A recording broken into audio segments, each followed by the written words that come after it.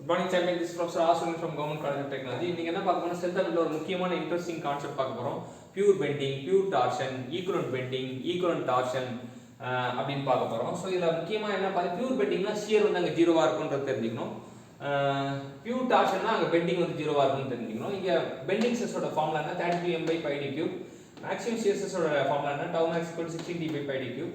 இப்போ combined effect of bending and torsion வரும்போது என்ன மேக்ஸிமம் stress க்கு ஃபார்முலா என்ன 16 by pi d cube open the bracket m plus or minus square root m square plus t square வரும். இது மினிமம்னா minus வரும், மேக்ஸிமம்னா plus வரும். அதே tau max கண்டுபிடிச்சா 16 by pi d cube square root m square plus t square ரெண்டுமே 16 by pi d cube தான் வரும். அது மறக்க கூடாது.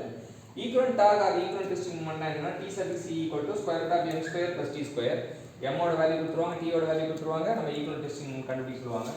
ஈக்குவலன்ட் பெண்டிங் மொமெண்ட் பாத்தீங்கன்னா ஈக்குவலன்ட் பெண்டிங் மொமெண்ட் வந்து நம்ம இது பண்ணும்போது இங்க 1/2 ஓபன் தி bracket m plus square root m square plus t square வரும். ஷார்ட் வந்து subject to shear and bending stress இருந்தா மேக்ஸிமம் ஸ்ட்ரெஸ்க்கு tau max ரேஷியோ கேட்பாங்க. அது 2m/t.